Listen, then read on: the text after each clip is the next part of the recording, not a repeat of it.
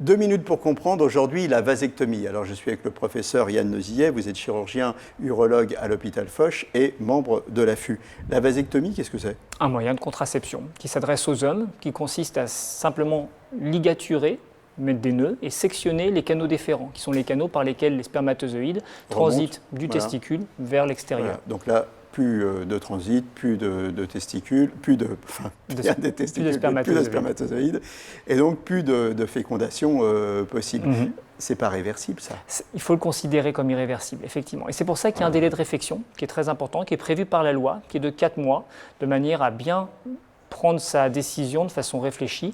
C'est pas quelque chose qui se décide sur un coup de tête. Et après la vasectomie, il faut aussi respecter une période de 3 mois pendant lesquels il y a encore des spermatozoïdes qui peuvent être encore fertiles. Oui, voilà. Alors, quel est le profil des gens qui subissent une vasectomie?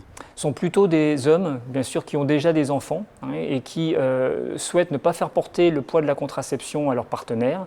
Et donc, qui prennent cette décision. C'est majoritairement une technique plutôt développée dans les pays scandinaves, les pays nordiques. C'est moins dans la culture latine pour les hommes d'assumer la contraception. Mais néanmoins, comme c'est d'une intervention relativement simple, ça se fait en chirurgie ambulatoire, le risque de complications est très modéré. C'est quelque chose qui est fait de plus en plus fréquemment.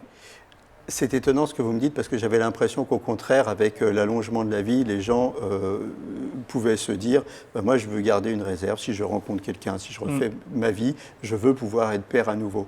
C'est pour ça que le délai de réflexion est important. Et si les patients le souhaitent, ils peuvent tout à fait demander la conservation de leurs spermatozoïdes auprès d'un CECOS, d'un centre de préservation des gamètes, de manière à pouvoir... Donc ça, c'est l'alternative, c'est-à-dire qu'on a une vasectomie, mais malgré tout, au cas où on voudrait encore des enfants, on peut faire conserver